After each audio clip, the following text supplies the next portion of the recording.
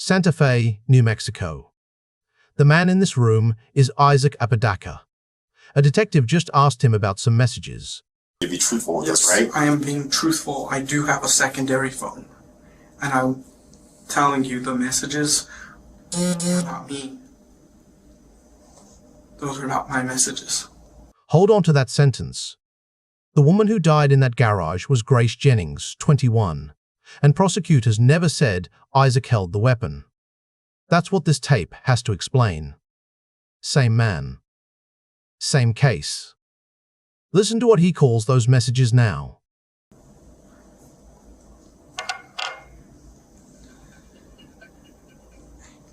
Those messages were me telling her how to plan it out. A Santa Fe courtroom, July 15th. The foreperson reads, Count 1. We find the defendant guilty of murder in the first degree as charged in count 1, signed by the foreperson. So let's take the whole tape in order, starting at hour 1, and keep every claim attached to whoever made it. It's October 29th, 2022, and this is hour 1. He isn't under arrest. He isn't a suspect. The detective apologizes for the cuffs and explains them away as early caution. Everything Isaac says from here, he says as a witness who says he walked in on something. That posture matters later. I have no reason to believe you to be a suspect right now or anything like that. We're going to take the handcuffs off. Is that okay with you? Yes. Okay. And I apologize for that. We don't know what's going on early on in these situations, so we just have a little bit more caution. I hope you understand, okay? I understand. Cool. Cuffs off, not a suspect. But Grace was already dead in that garage, and detectives would later put about 90 minutes between that and the 911 call. The call didn't come from Isaac. What comes next is his whole account, and we're not cutting into it. The detective asks him to go back to before any of it and tell it his own way, and promises not to interrupt. Listen for where he chooses to start, and where he decides it stops. Here. So this is what I want you to try and do, okay? I want you to kind of think back to where kind of all this began before there was ever anything regarding the incident. And I want you to kind of tell me in your own memory what happened from that time all the way to getting here to this interview. I'm going to do my best not to interrupt you, okay? I just want you to give me your own account of what happened, okay? So from the time it began would be yesterday. We were all hanging out. Everybody was talking, happy, normal kind of thing, nonchalant. Nighttime came around and we started falling asleep. Kali did not fall asleep. I did not get good rest because she had been placing something sharp in my back throughout the morning hours. They've been placing something sharp in my back, and I was talking to Grace, who was in the garage as well. I said, we have to go. She's telling us we need to leave. And I said that, and then I proceeded to start packing my stuff. And I left to the main house to go use the restroom for the last time.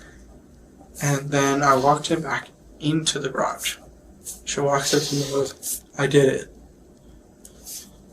with a smile on her face, and I looked at the ground and I was like,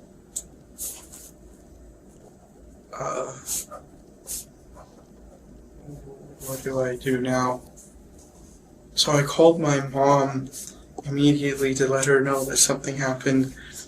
My mom proceeded to call 911. Let the dispatcher know exactly what happened. And the dispatcher called me to make sure everything was okay. I got greeted by the cops because they detained me, which was normal, but they noticed that I was freaking out. Everybody that was around me was noticing I was freaking out. I was really scared. That's the version he gives before anybody tells him what they have. 3 people in a garage. A fiancé who wouldn't sleep. Something sharp in his back. A trip to the main house to use the bathroom, and a body when he came back.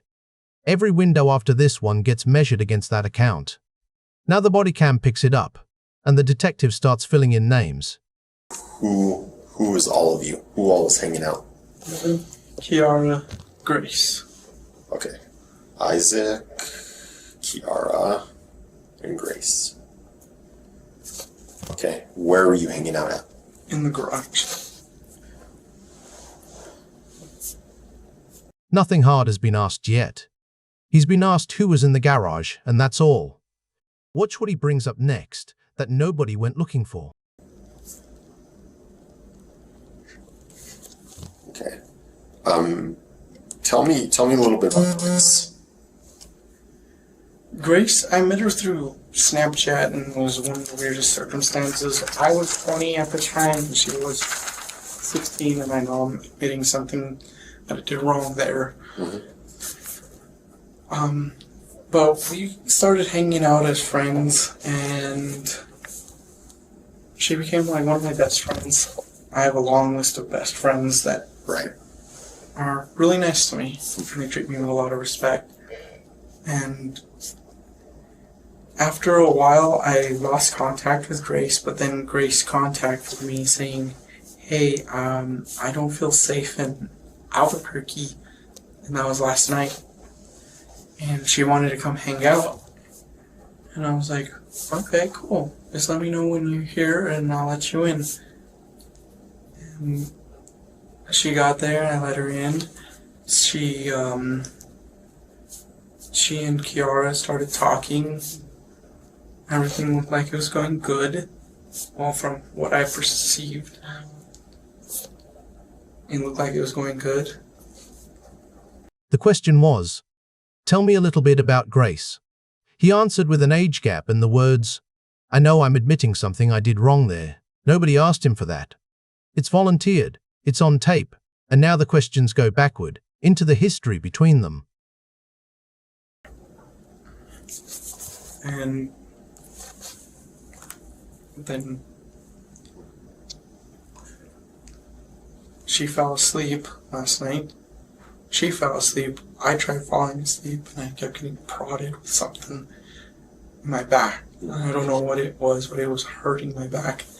Lower back. I have a limber spine, and part of my lower back is thinner than normal, so anything go wrong there, I'm Sure. done. Yeah. So you met Grace through Snapchat. How long ago did you meet Grace? That was 2018. 2018. Snapchat. He dates it without hesitating, and the detective takes the honesty at face value and moves on. What he asks next is whether the two of them ever dated and how it ended.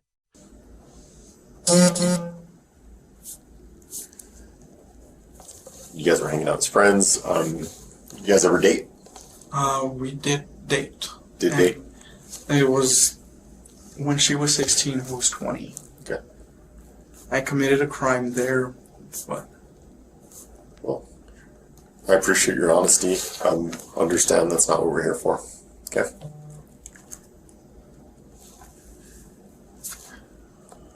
Okay. You guys dated for a while, and then you lost contact. So this period of losing contact, would it be safe to call that a breakup, or what was that? it was a breakup. Okay. So, could I describe Grace as an ex-girlfriend? Would that be a Yes. fair way to describe her? Okay. So the record has two fixed points from his own mouth now. They dated. It ended, and he calls it a breakup. He agrees she's fairly described as an ex, which leaves the obvious question about last night. So Grace contacts you yesterday.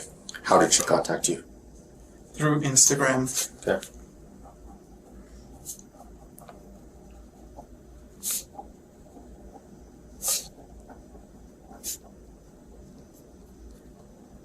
You both have Instagram profiles, I imagine, you and Grace? Yes. Okay. She was asking for a place to stay?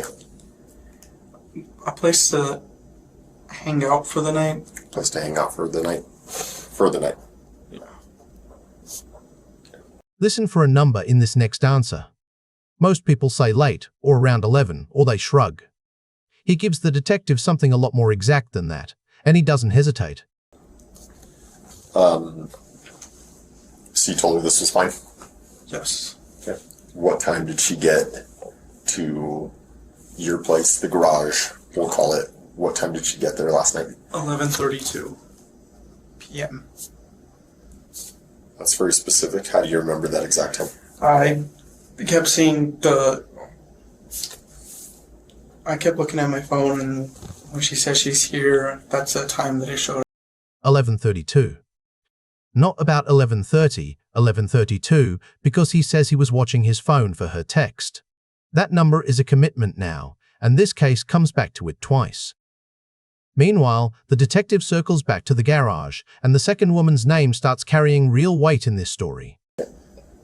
So at this point where you guys are arguing and she's bringing up the past, does she know that Grace is coming over? Yes. Okay. Did that have anything to do with this interaction? I think so.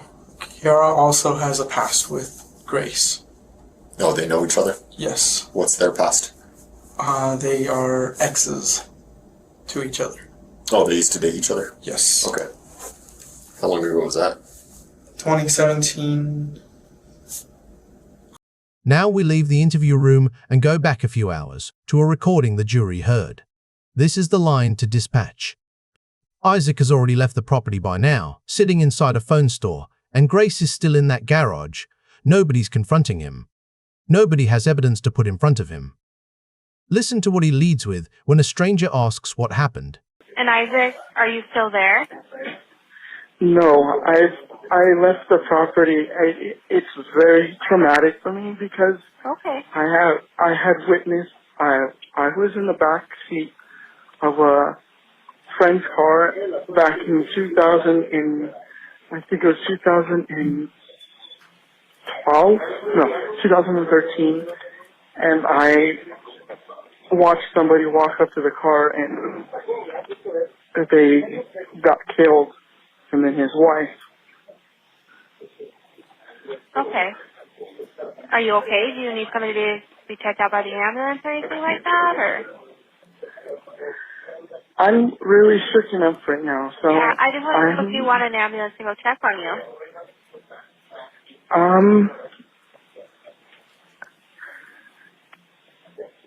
I don't know if I want somebody to check in on me. I'm trying to debate my option right now.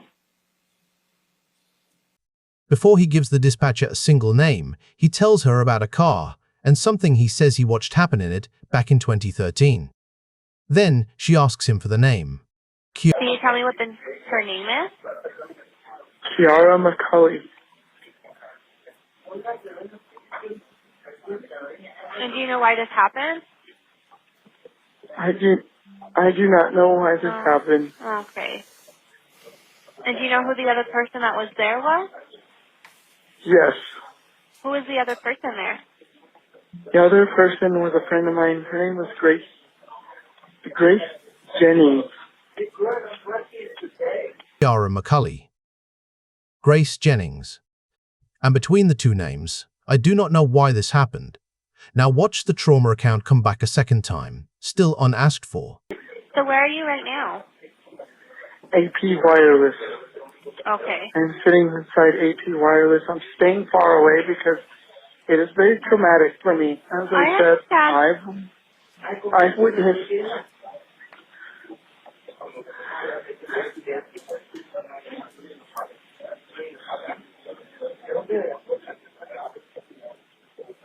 Notice who's actually steering this call. He keeps drifting away from it, and she keeps pulling him back and keeping him talking. So I'm trying to.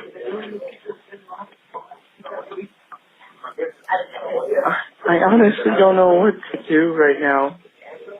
Okay, I just want you to keep talking to me, okay? Just so that way we can see if we can get you the best help and everybody else involved the best help that's possible, okay? Okay.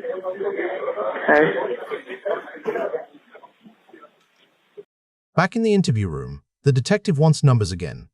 11:40 to use the bathroom, 30 seconds inside, 11:47 back at the garage.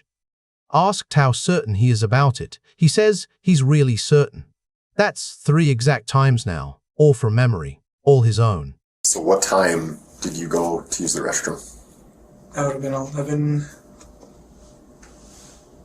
11:40. 11:40. Yes. How long did you use the restroom for? About 30 seconds. It was quick. Number 1. Okay. What do you mean by number 1? Pee. Pee. Okay. And then after you peed, you went immediately back to the garage? Yes. So around what time would you say that was at? 11:47. How certain are you about the time? I'm really certain. Really certain about the time? Okay.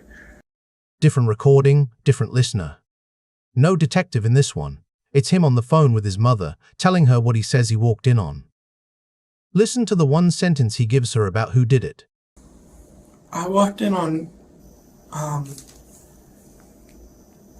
I said, I walked in on, then I stumbled my word, and I said, Kiara killed Grace, and that's what I walked in on. 2 things sit on the record now, and both of them came from him. Kiara killed Grace. And a timeline he says he's really certain about. Those are his statements, not findings. Nobody's tested either one yet. The detective is about to test the second one with arithmetic. Here's the arithmetic he's about to walk into. He says Kiara told them to leave at 8 in the morning. He says he came back into that garage a little before noon and found Grace. 3 hours of leaving. Then more time before anyone called for help. The detective puts both of those into one question, and this exchange runs whole. You're saying you were told to leave 8 in the morning, right? Yes. You start packing up your things to leave, and then this happens a little before 12, right? Yes. So what took so long to leave in that 3-hour gap? My mom, I was trying to call her before that. I was like, I kept calling her through Facebook. She didn't want to pick up, so I finally called her through her phone number, and then that's when she started picking up and saying, hey, what's going on? I was like, I need to be picked up here. Please pick me up. And then like, no, we can't pick you up right now. We're out and about, and I was trying to find another ride or something. Okay, that makes sense. And then between when this happened, 12, and I think we got the call a little after 1:30. Yes. Kind of an hour and a half gap there. I know you said you called your mom and she quickly called 911, but it doesn't really seem to line up with our timeline, at least from, can you help make me understand that? Was there a long period of time that you and Kiara were trying to figure out what was going to happen? There was a long period of time. It was when I was standing on the side of the garage. Tell me about that. I was hyperventilating on the side of the garage. I was like that, and then I made the call to my mom. My mom made the call to y'all. But I was just, I was shooken up, and I know I should have been the one to call. Y'all. He fills the 3 hours with calls to his mother that wouldn't connect. He fills the time after with hyperventilating beside the garage. And then he says it himself, twice. He knows he should have been the one to call. The gap gets described. It doesn't close. You've been super truthful this whole time from what I can tell, and we really much appreciate that. I got one more question. I want you to be real truthful with it, as you have been this whole time, okay? Yes. At any point, did you think of, or did it cross your mind, or did you start helping Kiara with covering this up at all? No. No? At any point, did you help Kiara injure Grace or do anything to Grace? No. No. Okay. And if anything like that did happen, or there's anything I'm missing to the story, now's the time to tell me, so I get the truthful statement from you right off the bat. Is there anything anyone else is going to say about this that's going to contradict that? No. Okay. 2 flat denials. Banked. He didn't help cover anything up. He didn't help hurt Grace. And nobody, he says, is going to contradict that. Then the detective changes the subject completely. He's holding Isaac's phone, and he's about to say exactly what he expects to find on it. Hey Isaac, so I have your cell phone. I know our cell phones are very important to us because we have pretty much all our personal information on them and everything. So I do want to try and get this back to you as soon as possible. Given that there were kind of messages and stuff, and this is still an active investigation, there is reason to believe that there is potentially evidence on your phone of, messages of you interacting with either, your fiance or ex-fiance now, or Grace. Watch the scope he's agreeing to here. Messages, data, anything on that phone that touches this case. No hesitation. Extract the data from your phone and only look at things pertaining to this case. Like I'm telling you, messages, different things like that, different data that, that helps with our investigation. No password. Just the swipe. The first thread he opens is the one between Isaac and Grace, and he keeps the phone in his hands. And the phone password? There's no password. No password. It's just a quick swipe up and that's it. Okay, let's see.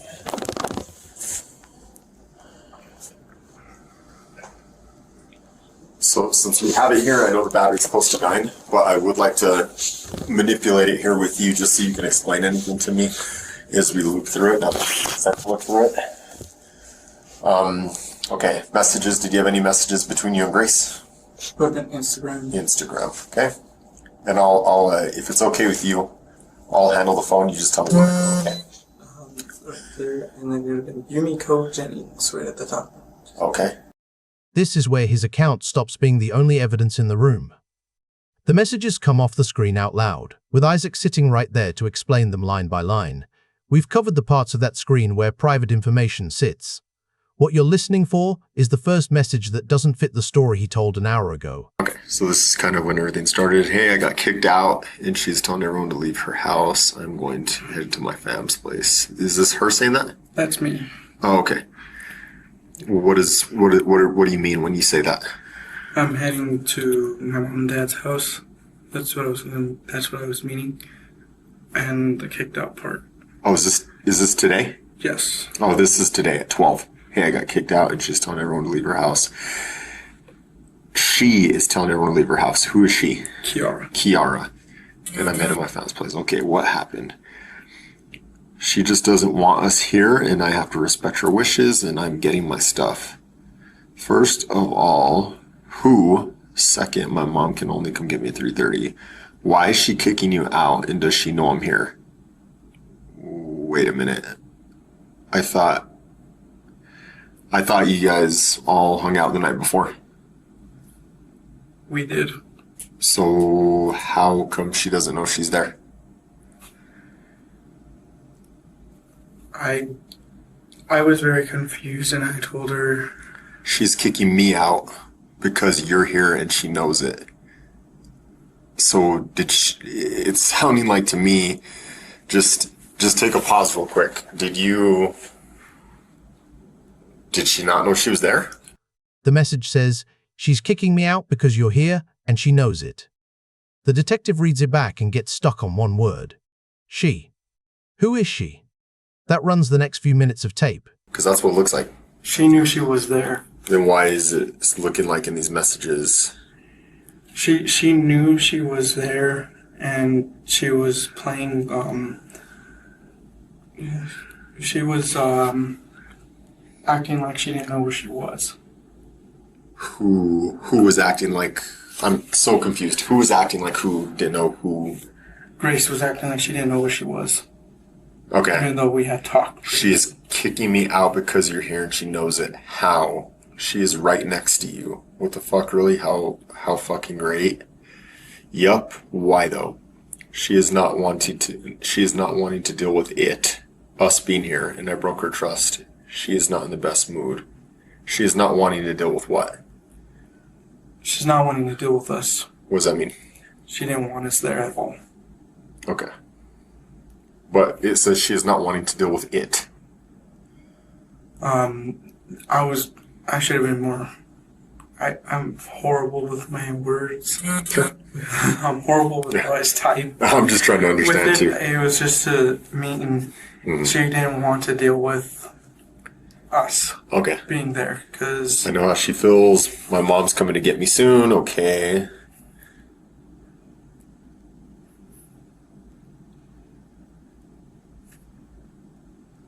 And that was the part that threw me off. It was like, she's kicking us out. Why is she kicking you out? And how does she know I'm here? I'm like, His answer, twice now, is that he's horrible with his words. Maybe. The thread doesn't change while he explains it though, and from here the screen carries the rest of this stretch by itself, scroll by scroll. Disgusting. Okay. So she is right next to you. So that was your way of telling her, like, I'm referring to Kiara. Oh, okay. That makes a little bit more sense to me now. Okay. Where are you? Roll. This next run is one continuous stretch. No cuts and nothing from me over it. The detective tells him what those messages look like to him.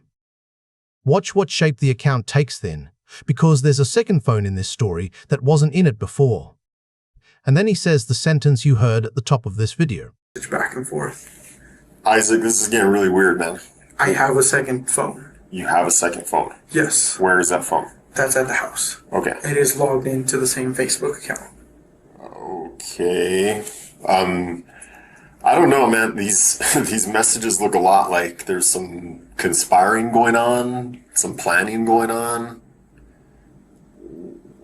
What? From that point where I was telling you from... Even before then, it sounds like you guys are planning something. You're fake getting thrown out and what?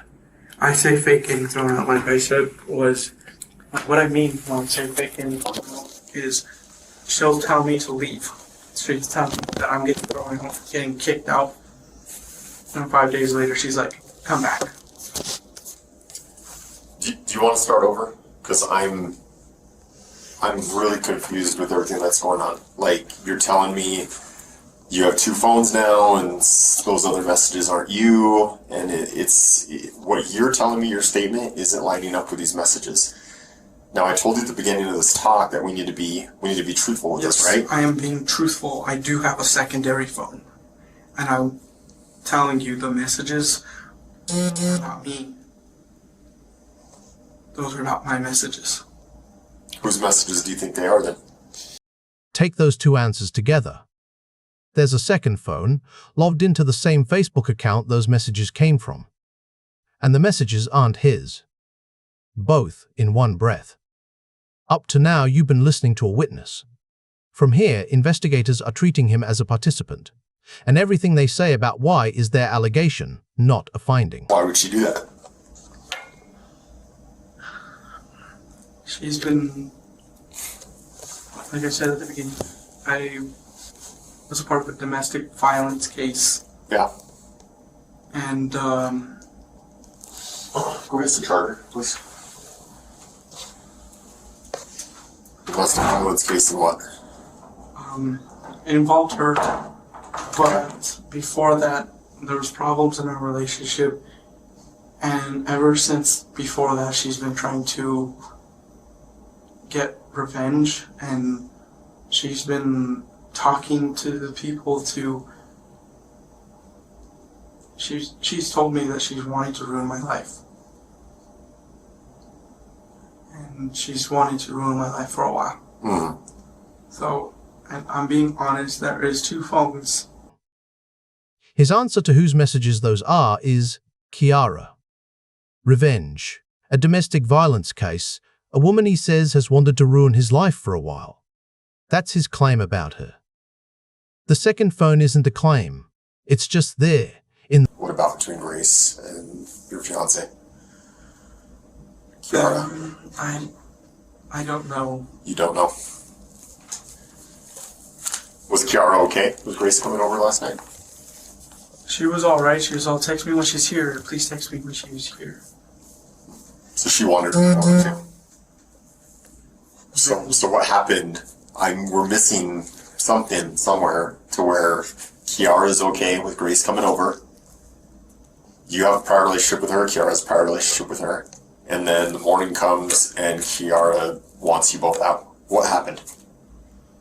Help me understand. Don't think about it. Just tell me what happened. She just wasn't in the mood. Who wasn't in the mood? Kiara, she wasn't in the mood. The mood for what? For us being there. For who being there? Me, Isaac, and Grace. Why? Because she felt as if we were walking all over her. Why? Because she's okay with you inviting her over. She was excited about it, is what you just told me. So what changed that she feels like you guys are walking all over her? I don't know. You don't know? I don't know. The room. The detective asks one human question, 4 different ways. She was fine with Grace coming over. She asked to be told the second she arrived. By morning, she wants them both gone. What changed? He says he doesn't know, 4 times.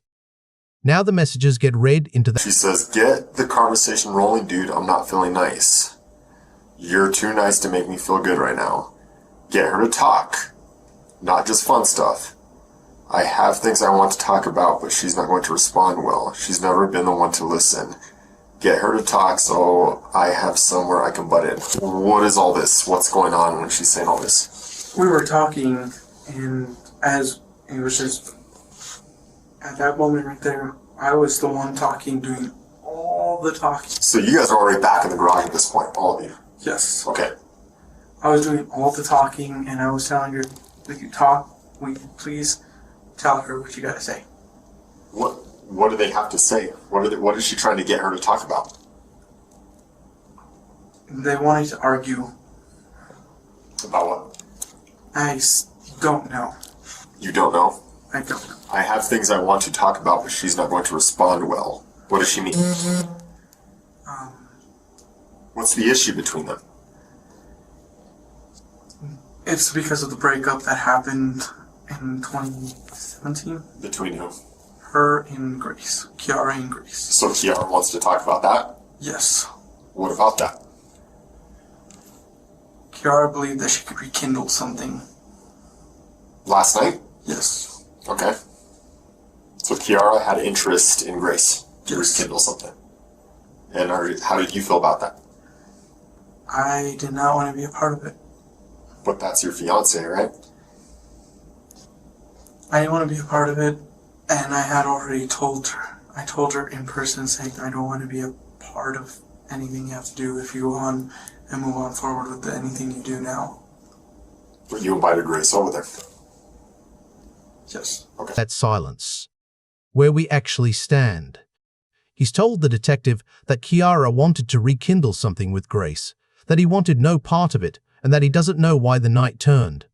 On the screen are his own messages telling her to get the conversation rolling. Those 2 things haven't been squared. Now the detective stops asking and starts reading. Everything up to now has been questions. This stretch is different. The detective reads Isaac's own words back and refuses the softened version of them. Listen for the sentence Isaac gives about who was planning what, and then listen to what the detective says about the part he leaves out. It lands. That's what I... Are you sure? Because it sounds like you're planning something with Kiara. Is that what's happening? Don't lie to me. What's happening here? I can see the messages. I'm not dumb. This isn't the first time I've done this. What is happening? She was planning on killing Grace. I just didn't want a part of it. It doesn't seem like you're trying to talk her out of it. And when it comes to the stuff, as I'm talking, telling you,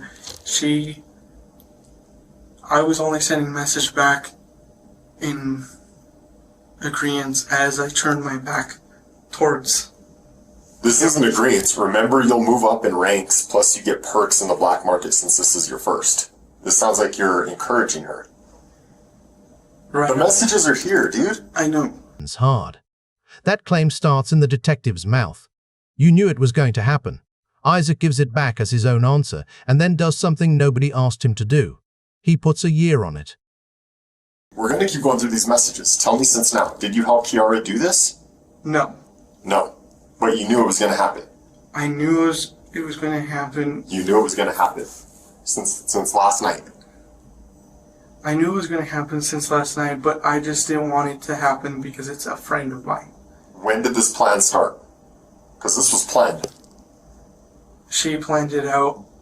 Grace planned it out? No, not Grace. Kiara planned it out. Kiara planned it out. When? How long had this been a plan for? She had planned it out since 2020. Kiara planned to kill Grace since 2020. Yes. And you knew about it since 2020. Yes, and I had been going to counseling because of this. Okay. And then last night, Grace messages you looking for a place to stay. And that's the opportunity for this? I didn't see it as an opportunity. I saw it as an opportunity more like, let's squash everything. 2020. He says he'd known since then, and that he'd been in counseling over it. Now the detective moves to the exact phrases from that night and holds each one against the explanation Isaac keeps giving. Sleep. Good night. I know it hurts. I just want you to do it so you can feel the rush of adrenaline. What do you want her to do so she can feel the rush of adrenaline? To go to sleep. You want her to go to sleep so she feels the rush of adrenaline? Yes. Okay. Because I wasn't having it anymore. Okay. She says, I physically can't. I need fucking help. But no, you're just playing games. I'm genuinely upset. You say, I'm not playing games. I am wanting to see you do this. She hurt you the most, caused trauma. You're being asked to finish this. You want to see her do what? I told him right after she had sent that, she came over to take off the covers off my head and asked me, what do you want me to do? And I was like, go to sleep. So you want her to go to sleep because Grace hurt her and caused her drama, and you're asking her to finish it, but you're talking about her going to sleep? Yes. I just need help, is what she says. You are doing nothing again, she says. You say, yes, I want to help, but I cannot aid you. I can coach you what to do. You can coach her what to do? What do you mean by coach her? Telling her to go to bed. Oh, okay. Text me. Stand up for me. Go to sleep is what he says they meant. What comes next runs whole, because the pieces are hooked to each other. He agrees how the messages look. The detective tells him what's still coming. He asks to talk privately, and then he gives up a piece of it. Tell me about all those messages, man. You sound crazy, don't you think? I sound crazy, yes. What's going on there? I just wanted everything to stop because I got caught in the middle. You want everything to stop? Yes. What do you mean? I wanted everything to stop because I got caught in the middle of them two's bullshit. You wanted everything to stop? Yes.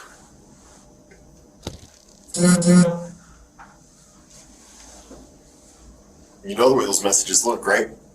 Yes. How do they look? They look bad. How so? Very bad. How so?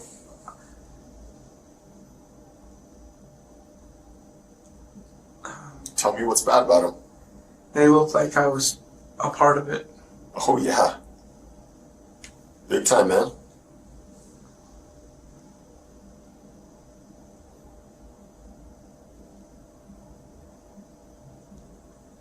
I wish you would just stop with all the, what I feel like is you trying to figure out lies every message we go through, and just tell me, we can start all over if you want to. We can start all over.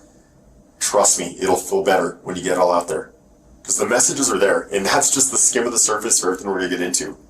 We're the cops. We're detectives. We're going to go through every inch of everything. All your phones, social media. We're going to interview people. We're going to figure out everything that happened here. You understand that's where we're at, right? Yes. Things will be a lot better for you moving on if you just come out and you cooperate and you tell us everything that happened. Tell us the truth. Tell us everything. It'll be better for you. Would I be able to talk to you privately? Yes. You want her to leave?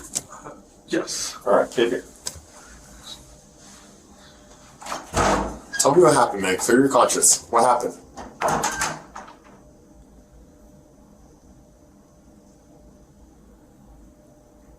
Don't think about it. Just put it all out there. Tell me what happened. They'll feel better. I'm not thinking. It's just I was asked to help quite a bit in those messages. Yes, you were. And I didn't want to help. I didn't want to help. Measure the distance.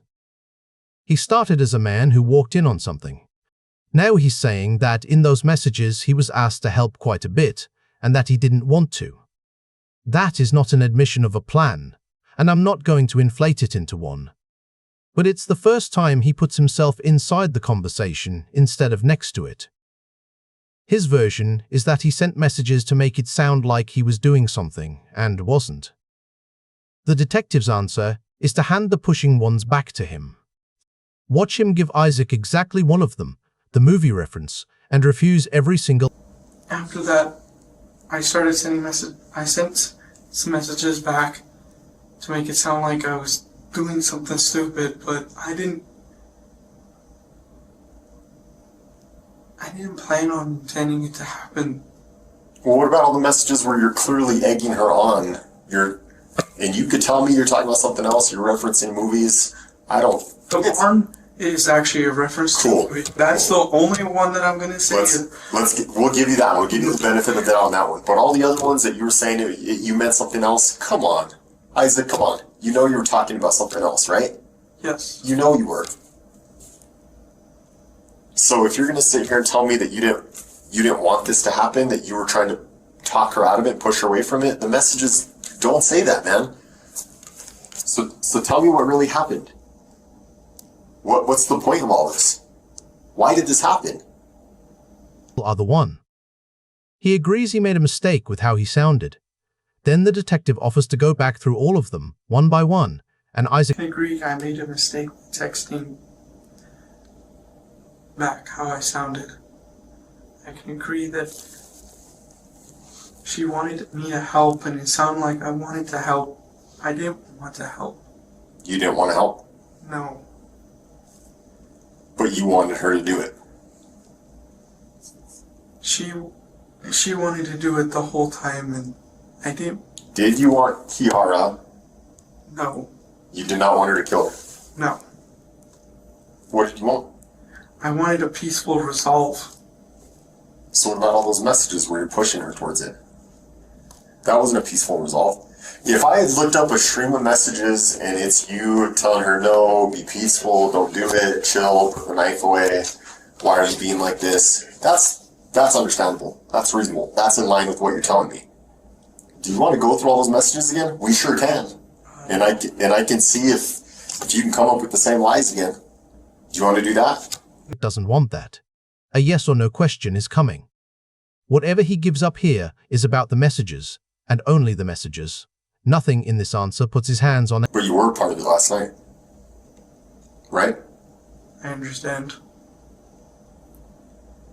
Were you or were you not? Look at all the messages you were telling her.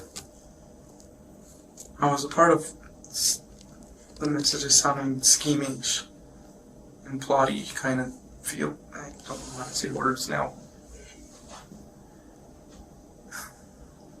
I was a part of those messages. Anybody. One challenge left, and it isn't about that night. It's about the last few hours in this room, and whether all of it. Have you been truthful to me this whole time? I have tried to be truthful. You've tried to be truthful, but you haven't the whole time, right? You've sprinkled some lies in there here and there. Can you at least give me the respect of that? Yes. It was true. This is where the question we opened with gets answered in his own voice. The detective asks him for the respect of an honest account. All of it, nothing censored. And Isaac starts again from the top.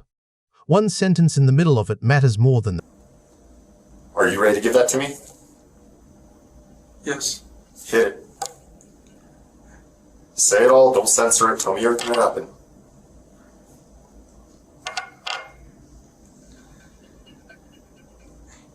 Those messages were me telling her how to plan it out. Okay. Keep going. And when in the morning, throughout the night, I was getting prodded. Mm-hmm. We got told to leave.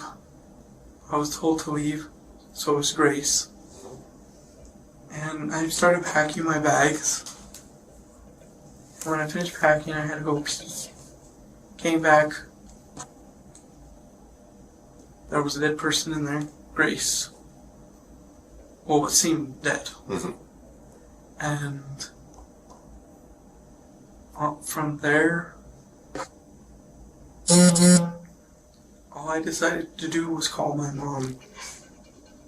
Because my mom's my safe spot. My mom's the only person that I really can go to. The rest. He's walked the whole night through again.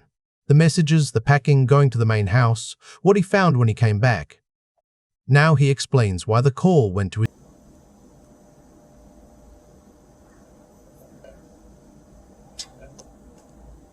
I did something stupid. I partook in being involved in some stupid text messages, and I'm the dumbass. I'm the idiot. his mother. There it is. He wrote them, and in his words those messages were telling her how to plan it out. That's authorship. That's participation in the messages. It is not an admission of intent. And intent is exactly what the next question goes.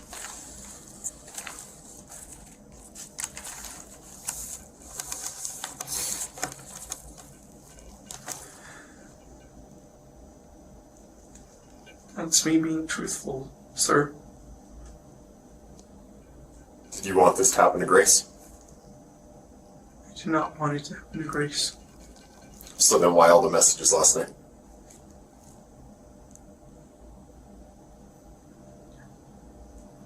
I wanted it to happen to me. Well, your messages didn't say that. I wanted it to happen. Goes after. I wanted it to happen to me. The detective doesn't chase that one at all. He goes to the law instead, and to what is about to happen to Isaac in this building tonight.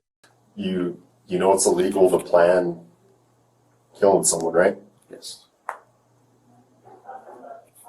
There's got to be a little bit of accountability for that. You understand that, right?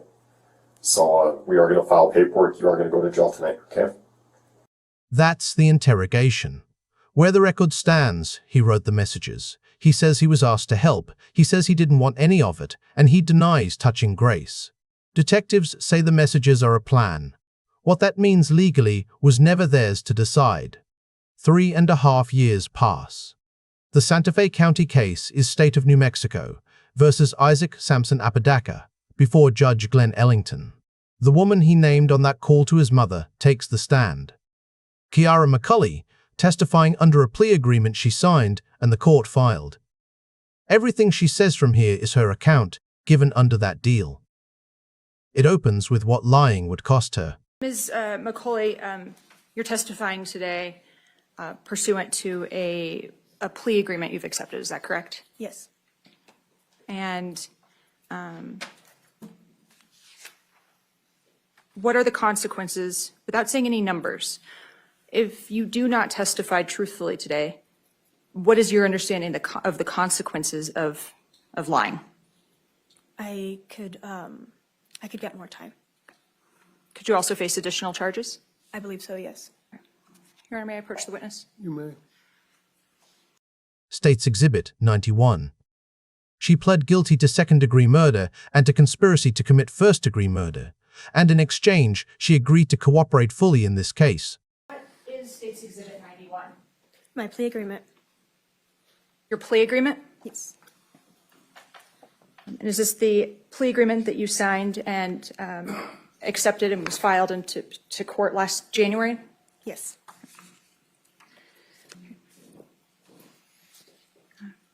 And did you plead guilty to aggravated murder in the second degree? I did. Did you plead guilty to conspiracy to commit first degree murder under willful and deliberate? I did. And in exchange for that plea, are you agreeing to fully cooperate in this case? Yes. Your Honor, at this time I'd move to admit State's Exhibit 91. Any objection to 91? No objection from defense. 91 is admitted without objection.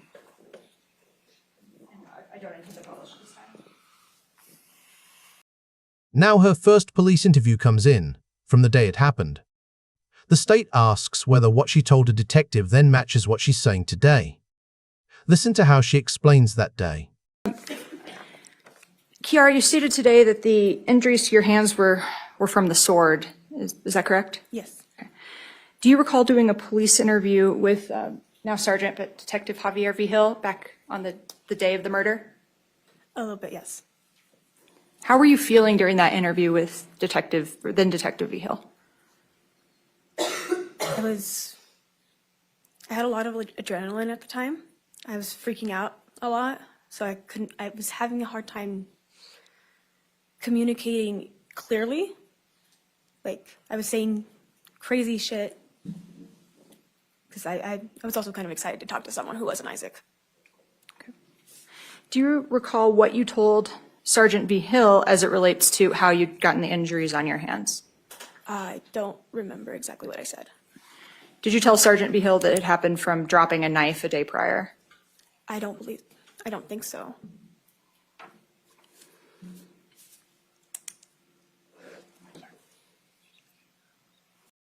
The next question is the one this whole case sits on. Keep the plea agreement in your head while you hear it. Isaac told a dispatcher he did not know why this happened. She's about to say, flat out, that she had a reason. I honestly don't remember very well how much there was. By the time that you murdered Grace in the mid-afternoon, were you sober? I was mostly sober, yes.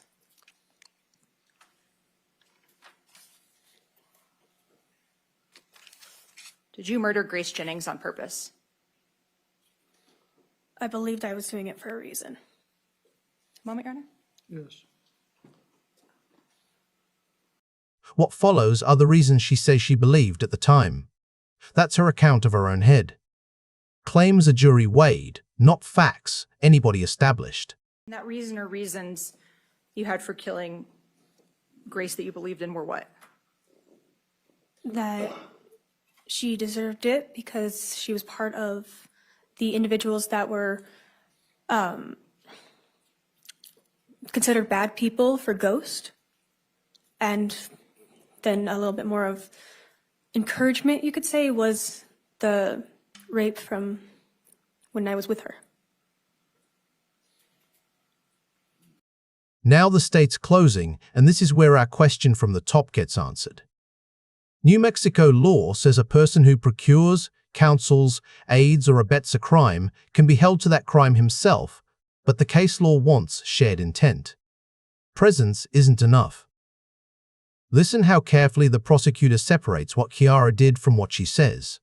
Isaac did. We know Kiara killed Grace Jennings. One, because she told us. We know that it was Kiara's DNA that could be recovered on the sword handle, and that the minor profile, the DNA that wasn't Kiara's, was also present, but it was too insufficient for further testing or conclusions. We know that Kiara's latent prints or fingerprints were the only ones that could be matched, and others were not sufficient for comparison. And we have been very clear about this position throughout the trial. Kiara killed Grace Jennings. But it is not required in this case that Isaac Apodaca inflicted any injuries on Grace for him to be guilty of first-degree murder under an aided and abetted theory. Isaac Apodaca is not accused of being the one that wielded the sword. But as I said, he aided and abetted, or was the accomplice or the helper in this crime, and he therefore can be held to be guilty of first-degree murder. And you will have two charges in front of you with a step down as to count one. You heard the judge talk about a second-degree murder option. Today this morning in this first portion of my discussion with you, I'm going to focus on the first-degree murder, as from the state's perspective, that is the appropriate charge for you to return a guilty verdict on. The state is asking you to convict on that first-degree murder because the deliberate intention or the willful and deliberate planning, premeditation that is evident throughout this case shows that there was planning, conversations, forethought, all put into the murder of Grace Jennings. So let's start with a quick timeline of kind of where people are and how their bodies are moving through this case. What she walks through next is a timeline built out of message timestamps. Who was where, hour by hour, through that night. It is the state's argument about what those messages establish, and that's how to hear it. The exhibit is the state's argument, not a finding of fact. At 11:52, we have a message from Kiara to Isaac saying, "Did y'all just get to the garage?" From Kiara to Isaac, referencing Isaac and Grace. We know that Mr. Apodaca stated to Sergeant V. Hill that he thought that Grace arrived around, I think he said 11:42 or maybe it was 11:47 in the evening. At 12:04, we have the response of "I'm here." And that was Kiara after she'd left the park where she was initially waiting to initially commit this murder or maybe take Grace into the tunnels to do it. And after the defendant changed his plan, as Kiara spoke about, she then returned back to the house. And you'll see the messages in between when you review the evidence, if you'd like, about the back and forth, about just come back here. But in terms of where Kiara was at 12:04 a.m., she had moved back to the location at 5941 Jaguar from the park.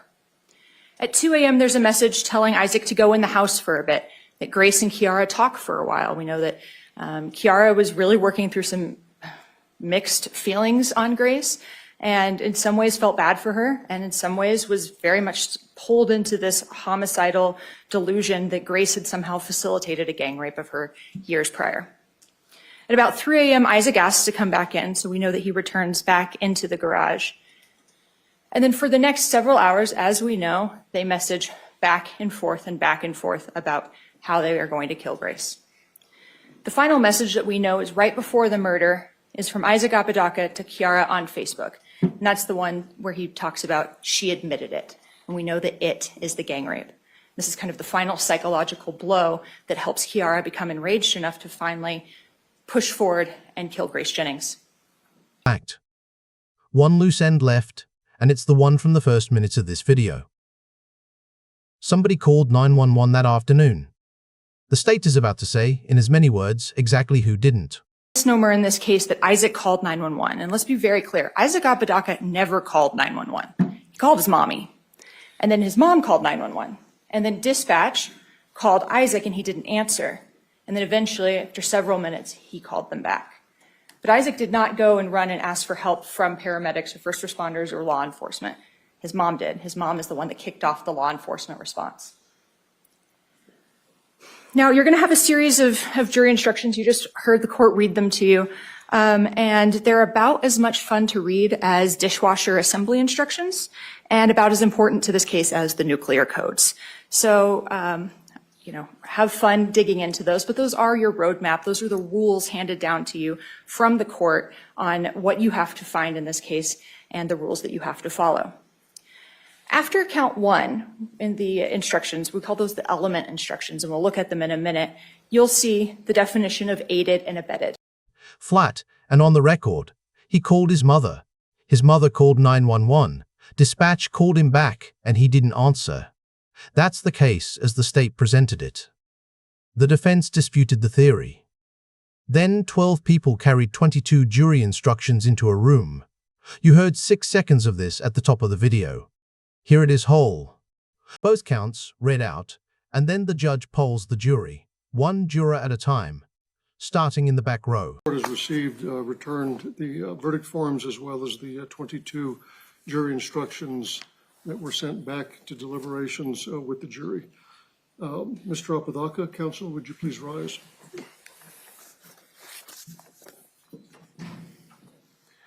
In the state of New Mexico versus Isaac Sampson Apodaca, cause D101 CR 2023-25, we find the defendant guilty of murder in the first degree as charged in count one, signed by the foreperson, the corresponding not guilty verdict form for count one, and the two guilty and not guilty verdict forms for,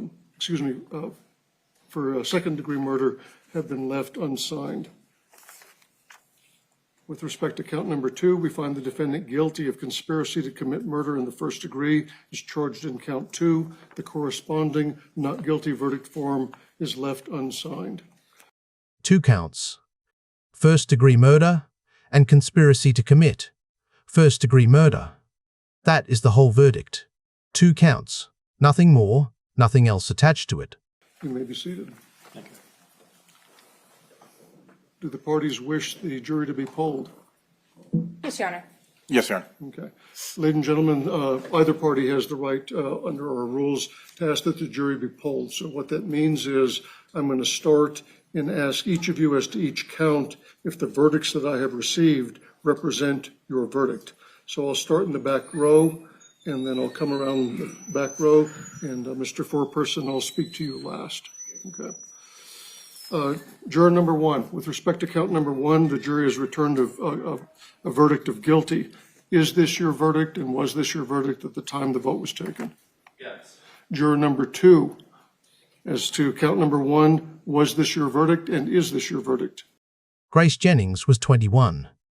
The reason she was in that garage at all is that she'd messaged an old friend to say she didn't feel safe in Albuquerque and asked if she could come stay the night. That's it.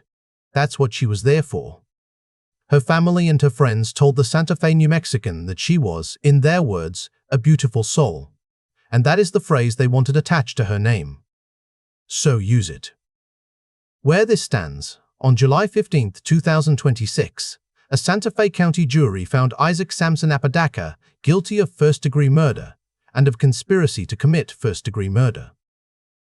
The district attorney's office said he was remanded into custody and that sentencing would be scheduled later. That is everything the record says right now. No sentence has been handed down, and I'm not going to guess at one or at anything else that hasn't happened yet. Before I go, this channel is growing faster than I expected right now, and that's you. Every one of those is somebody who decided a case like this was worth sitting through instead of scrolling past, and I don't take that lightly. Thank you. If this one held you, the most useful thing you can do is subscribe and send it to one person who'd sit through it too. That's honestly how the next one gets made. I am Carson Morgan. Until next time, stay curious. Stay safe.